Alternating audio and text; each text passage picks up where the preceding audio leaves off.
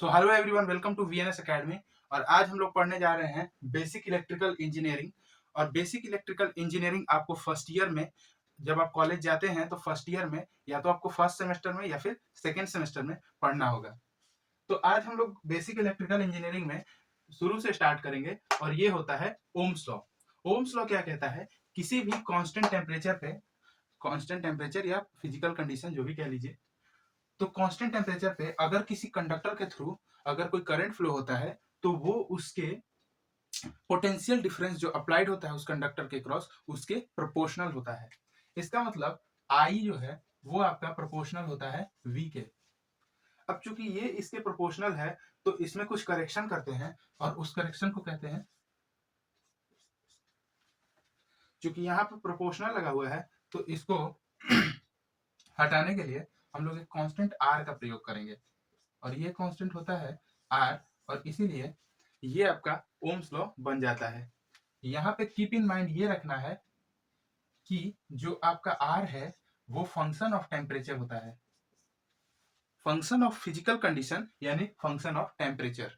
Okay, तो यहाँ पे अगर ये फंक्शन ऑफ टेम्परेचर है तो टेम्परेचर चेंज करने से आर पर क्या फर्क पड़ता है वो देखते हैं।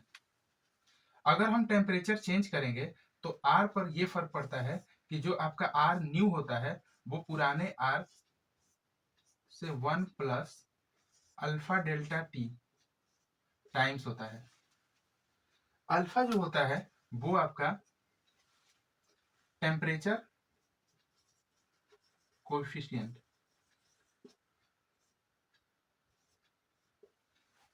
ये इसका यूनिट है पर यूनिट डिग्री सी, और ये जो है ये इसका टेम्परेचर है। तो delta T is equal to T2 minus T1।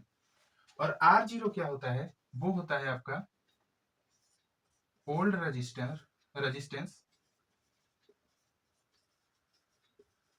और ये आर न्यू रेजिस्टेंस।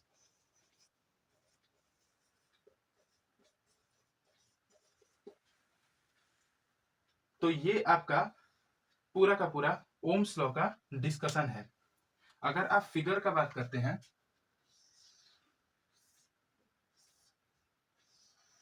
तो ये वो कंडक्टर है जिसका ऑल फिजिकल कंडीशन कांस्टेंट होने के बाद ये अगर V मान लें तो यहां से फ्लो होने वाला करंट I है और ये R है। हम लोग पढ़ेंगे failure of Ohm's law.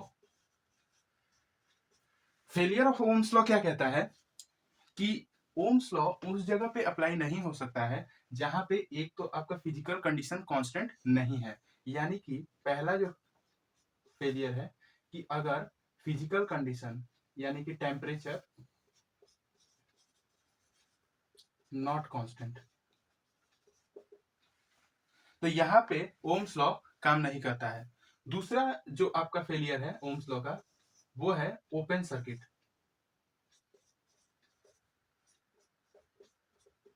Open circuit के अंदर अगर हम लोग फिगर को देखें तो ओपन सर्किट कुछ इस तरह से होता है, वायर टूटा हुआ होता है।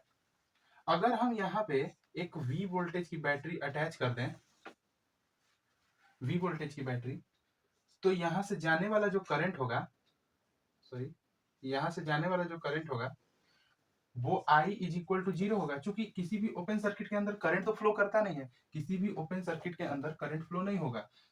तो यहाँ पे अगर आप देखेंगे करंट तो वो तो 0 होगा, लेकिन इसके अक्रॉस जो वोल्टेज होगा वो यही वोल्टेज अपीयर हो जाएगा V। अब यहाँ पे ओम्स लॉ तो हमको पता है कि V is equal to R I. अब यहाँ I जीरो होने पर V भी 0 होना चाहिए था, जबकि V का वैल्यू V के बराबर आता है। तो ओम्स लॉ का जो तीसरा फेलियर है वो है आपका शॉर्ट सर्किट।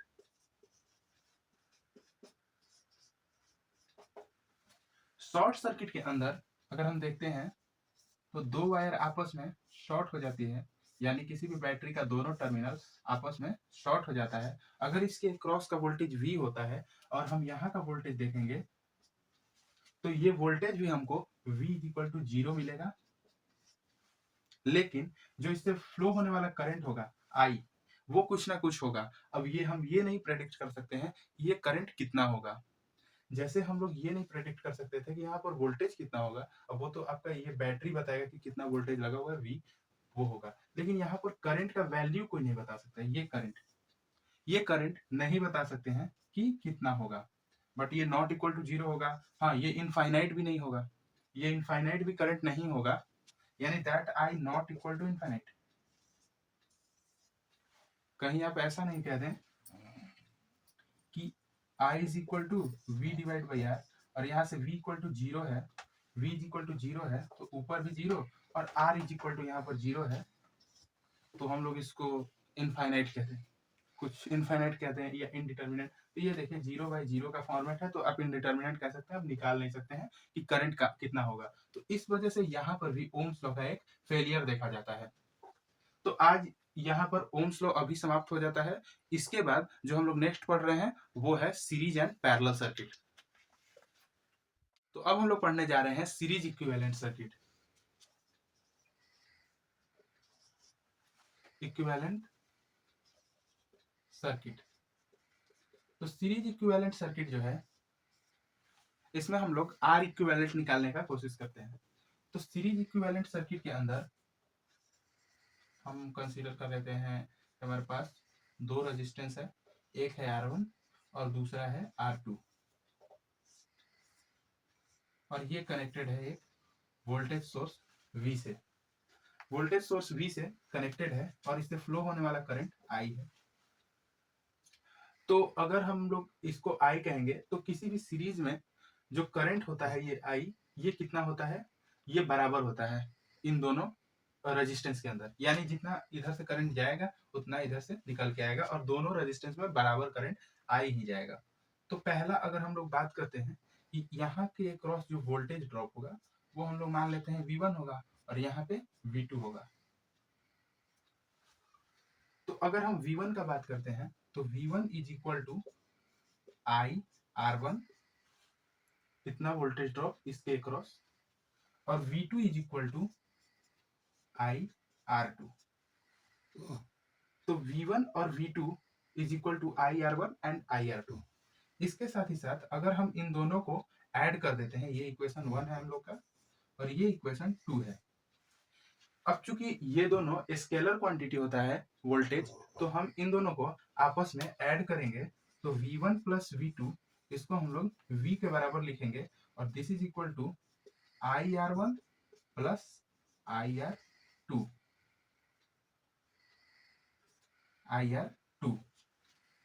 अब V1 V2 IR1 plus IR2 के बराबर है, तो यहाँ से V is equal to I common और R1 प्लस R2,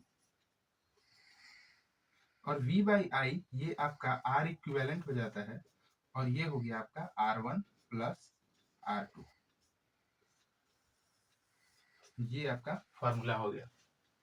इसके साथ ही साथ अब हम लोग बात करेंगे, तो इसको आप नोट कर लीजिए, उसके बाद हम लोग सीरीज के बाद पैरेलल सर्किट का बात करते हैं।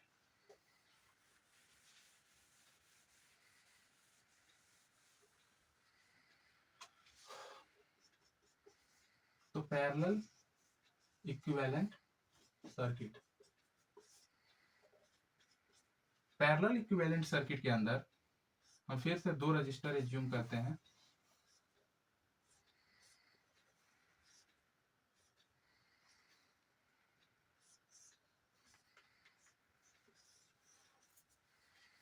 ये आपका वोल्टेज सोर्स है V, और ये जो है ये R1 है और ये है R2।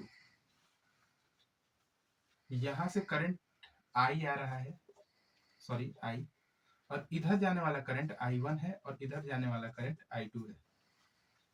किसी भी पैरेलल सर्किट के अंदर, किसी भी पैरेलल रेजिस्टिव सर्किट के अंदर करंट दोनों ब्रांच में डिवाइड हो जाता है और वापस आकर के करंट यहाँ पर I बन जाता है, क्योंकि जितना आउट इनकमिंग होगा उतना ही ज्यादा और उतना ही आउट गोइंग होना चाहिए। तो यहाँ से I अगर जा रहा है तो यहाँ से भी I लौट के आएगा।